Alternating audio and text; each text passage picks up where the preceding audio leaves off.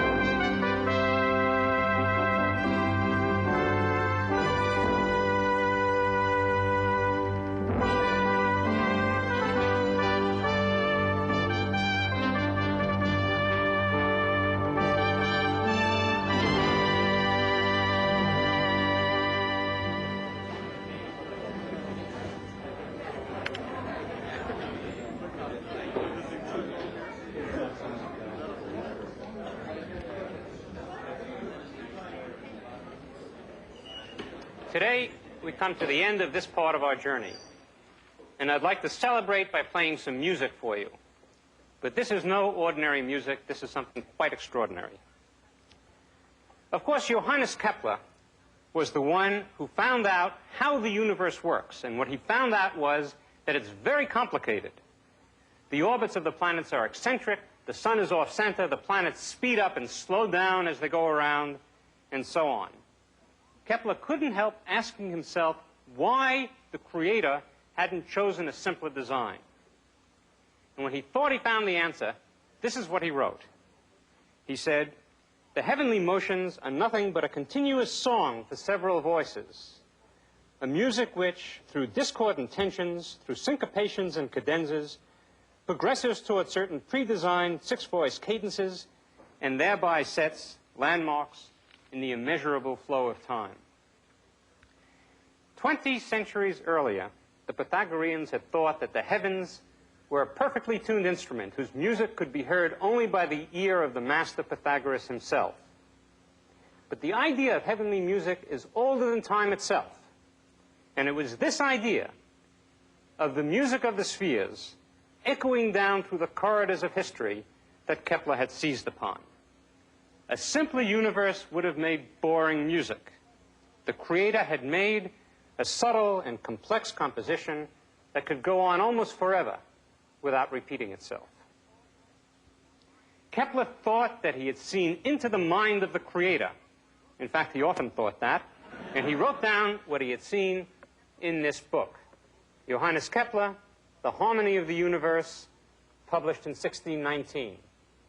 And he put down in this book the music of the songs of each of the planets. And he challenged the musicians of his own time to play the celestial music. Well, apparently the musicians of his time thought they had better things to do, and so Kepler never got to hear his own music. But in our time, two men, John Rogers and Willie Ruff of Yale University, have synthesized Kepler's music on a computer so that we can hear it. And that's the music I'm going to play for you. So we have the music of the spheres synthesized on a computer. Every single one of you is waiting for me to say that this is far out, but I'm not going to say it. Instead, I'll just play the music for you.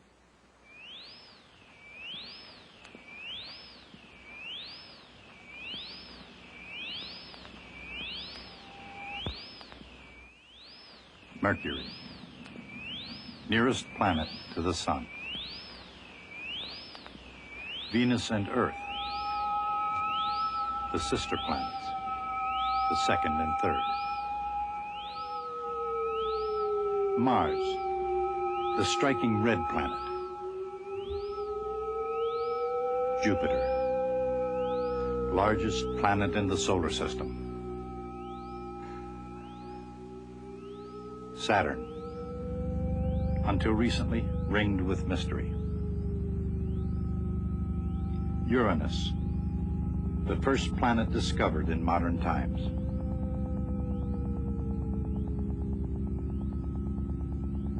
Neptune, the 8th planet from the Sun. Pluto,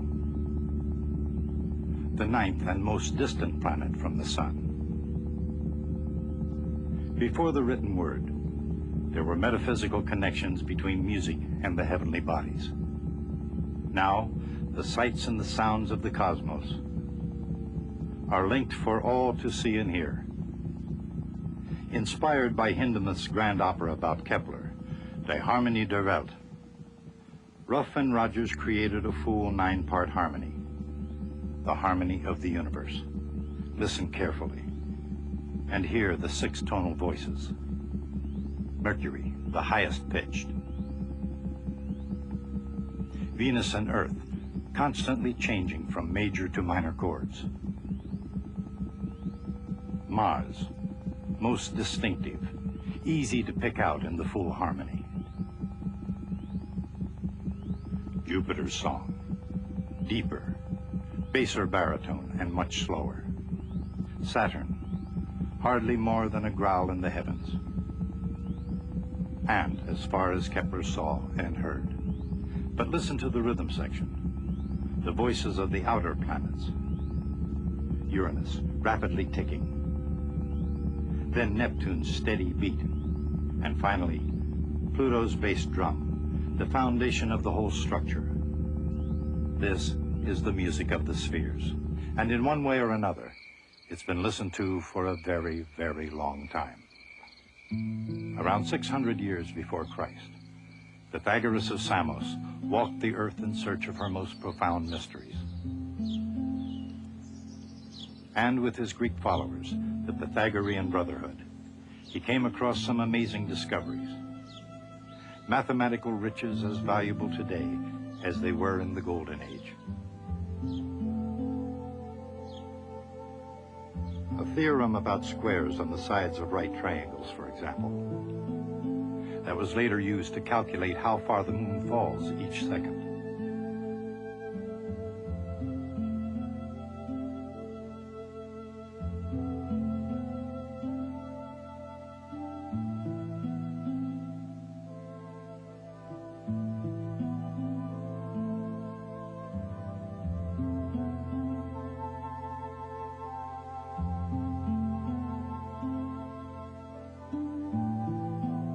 The Pythagoreans also figured out that the odd numbers add up to the perfect squares.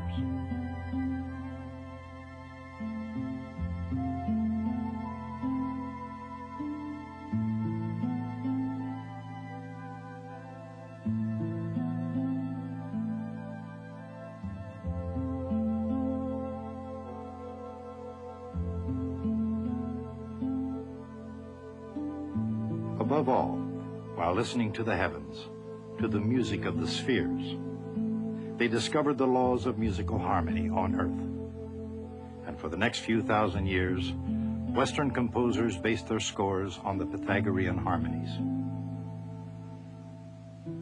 Apparently everyone was happy dancing to the same old tune, until, in the Renaissance, a Florentine musician played havoc with the status quo. This man wrote a book that was very critical of the influence of ancient Greek concepts on the music of his day. His name was Vincenzo Galilei, and his nature, intellectual and rebellious, was inherited by his son. Galileo Galilei grew up to be a scientist, a revolutionary Copernican despite the consequences. And in the process, he corresponded on the heavenly nature of things with a like-minded astronomer and mathematical genius named Johannes Kepler. Much has been made of Kepler's dazzling accomplishments, but perhaps his most far-reaching was the harmony of the worlds. In it, he not only heard the age-old music of the spheres, he set down its space-age sound on paper. Like his colleague Kepler and his father Vincenzo, Galileo himself had a thing or two to say about harmony. That is, about harmonic motion. Discovering that every swing of a pendulum took exactly the same amount of time, Galileo found not only the formula for making beautiful music, but he unlocked the secret of keeping perfect time.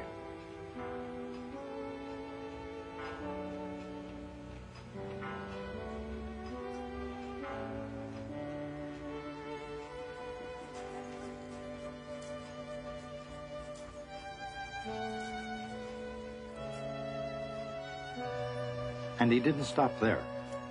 When Galileo realized that a small rhythmically applied force could make oscillations grow to the limit, he knew he'd discovered something else about music, the principle of resonance.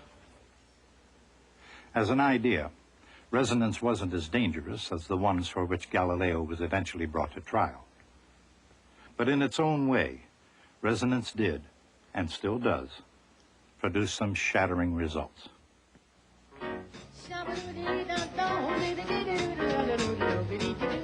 Can the amplified voice of Ella Fitzgerald shatter this glass?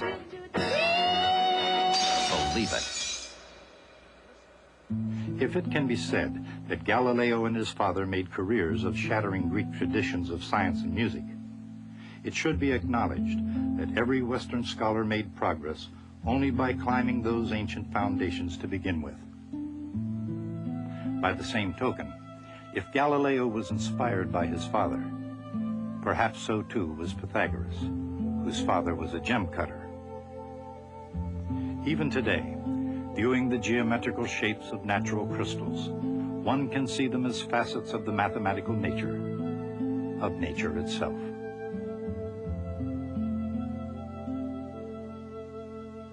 Looking deeply into the nature of just about everything, Greek philosophers perceived that matter is made up of atoms. But it would take centuries to discover that the shape of matter would reflect the arrangement of atoms. An arrangement in which atoms are bound together by the electrical potential energies that act between them.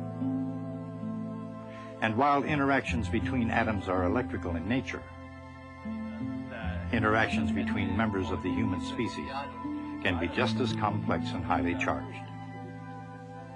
As demonstrated by the bitter controversy between Baron Gottfried von Leibniz and Sir Isaac Newton.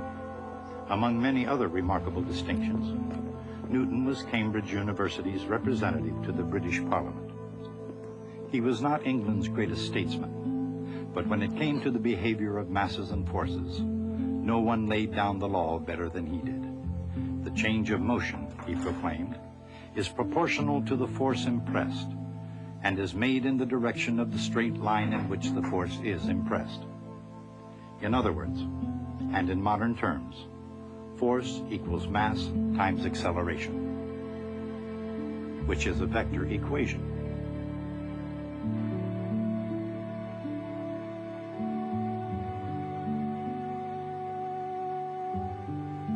About the derivative of a derivative.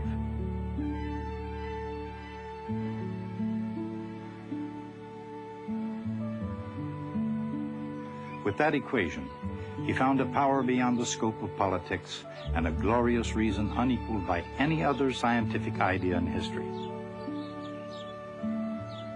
In F equals ma, Isaac Newton found the means to upset the apple cart of the universe. And for the first time in several thousand years, the way to set it straight again. Newton's second law of motion explains the fall of a sphere in a viscous liquid, and the descent of a penny and a feather in a vacuum.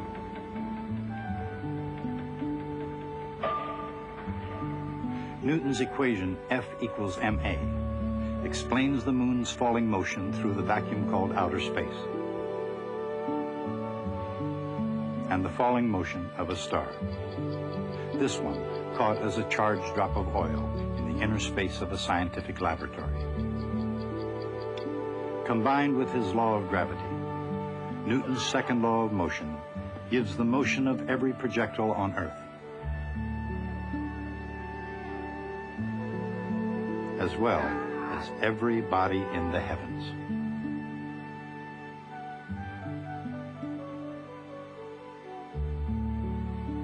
In fact, when Newton realized that the falling moon obeys the same equation as a falling apple.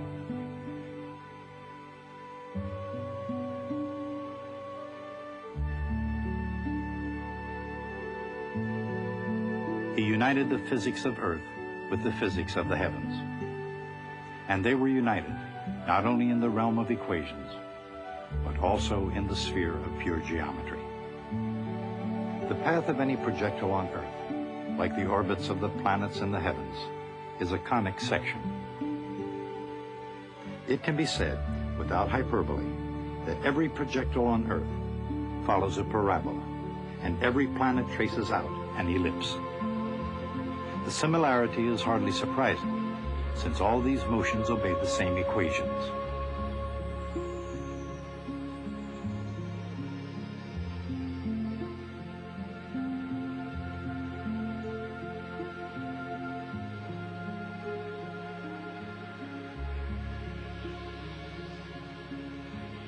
How in the world can one small equation be as powerful as the universe itself? For one thing, F equals ma applies to every force in the mechanical universe, whether it's the force of gravity on a falling body or the magnetic force between electric currents, or the force of viscosity on a falling marble, or the force of a spring on a bobbing mass.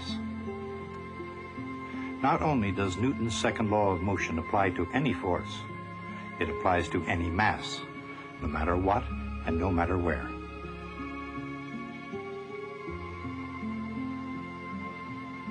Whether it's a bobbing mass or a pole vaulter,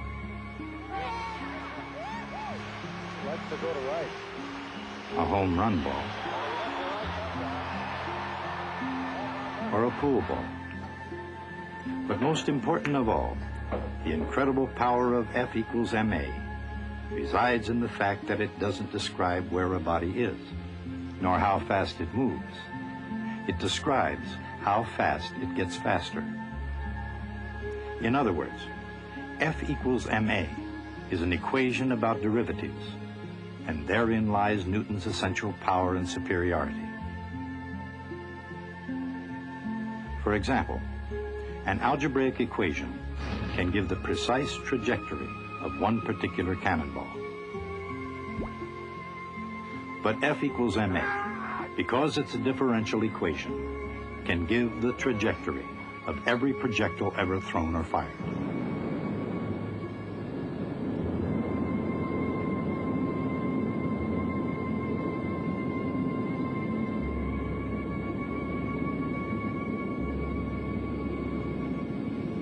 But in the beginning, what was it that drove young Isaac Newton to create such a powerful method with which to express himself?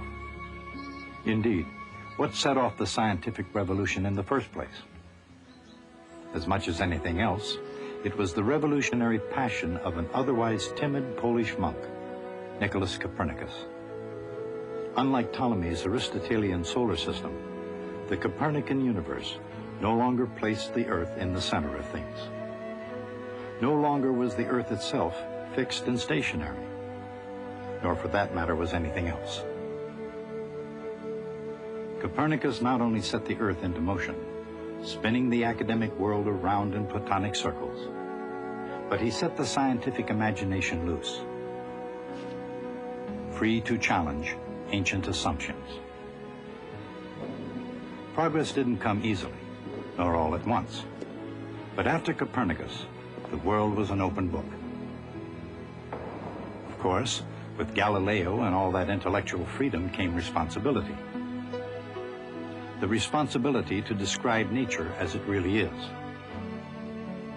And to do that required a new mathematics, the mathematics of motion.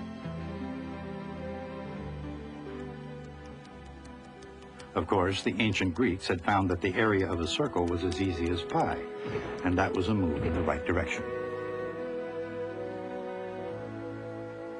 Archimedes found a formula for the area of a parabolic segment, and that was progress. But the mathematics of motion doesn't merely describe the shape of things to come. As advanced as it sounds, that sort of figuring was more or less exhausted in the Golden Age.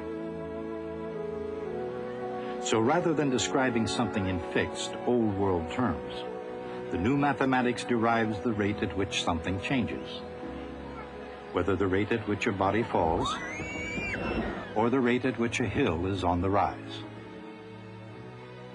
The derivative is a mathematical device that throughout the ever-changing universe of motion goes to the limit.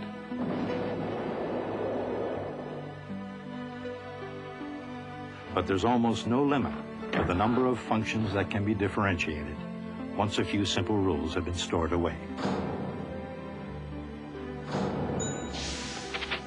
And derivatives serve in another area as well. In fact, in the area of any region bounded by a smooth curve.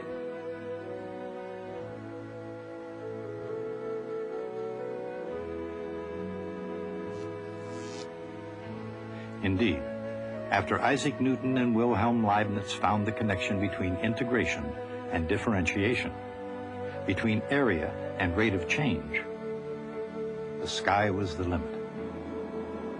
However, even with the mathematics of change, some things are constant as human curiosity about what may or may not exist in outer space.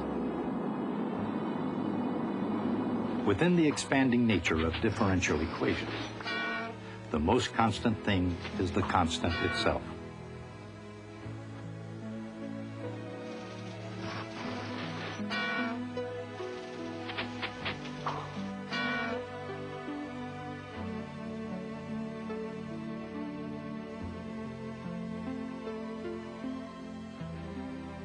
In some cases, the constant merely shows how fast a projectile starts its journey.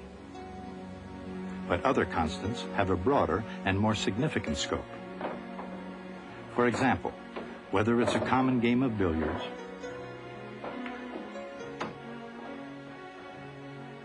or a cosmic game of tag, whenever there's no outside force involved, momentum is constant. Momentum is mass times velocity, and the change of momentum can be expressed by a differential equation. Force is the rate of change of momentum. Of course, if there are no forces operating, the derivative is equal to 0. Therefore, the vector p is constant. In other words, when force is 0, momentum is conserved. And if r cross f is 0, something else is conserved. So what is r cross f the derivative of? If r cross f is 0, the quantity conserved is called the angular momentum. Whether it's the motion of a gyroscope or the motion of a planet, if there's no twisting force, angular momentum is constant. And energy is constant once the work is done.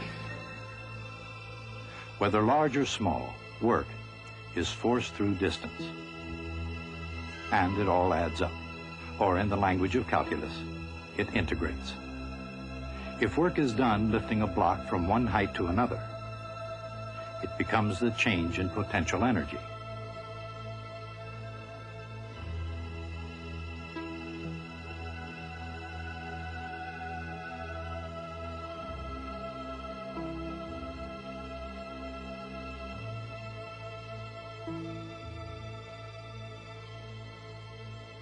If instead work is done to accelerate the block, it becomes kinetic energy.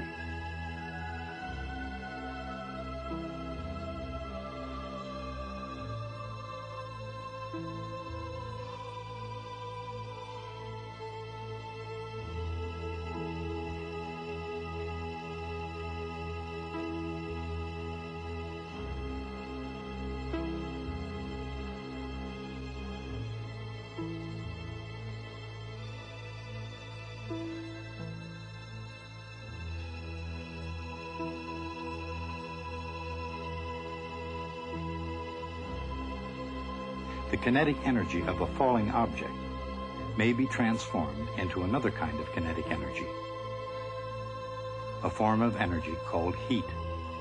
Heat which spreads from molecule to molecule, which dissipates the energy, but which never destroys it.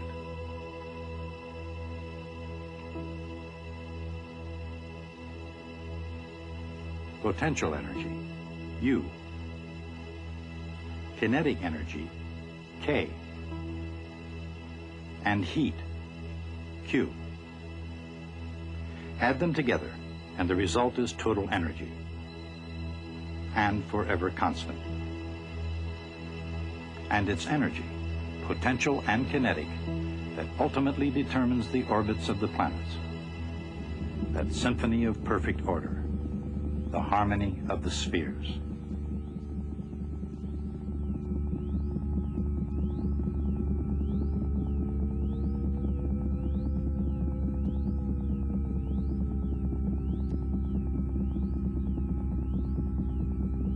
As Johannes Kepler wrote, the heavenly motions are nothing but a continuous song for several voices, to be perceived by the intellect, not by the ear.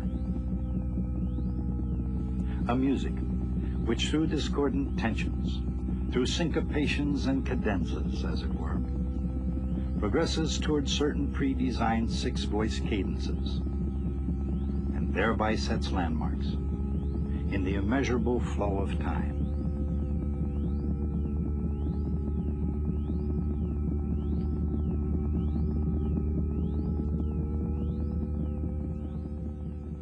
Well, we've been through a lot together. We've come from the dawn of history right down to physics as we know it today. Ladies and gentlemen, that's all I have to tell you about classical mechanics.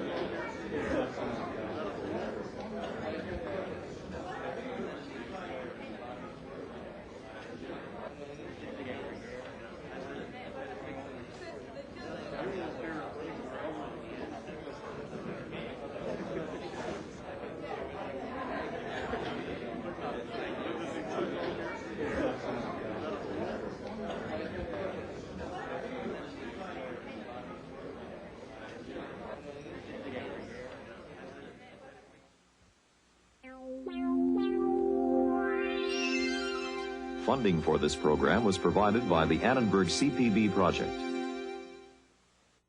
You can take a video course for credit, or teach one. You can buy these programs on video cassette, and our print and audio materials. You can join in our workshops, or learn more about math and science education reform. Talk to us.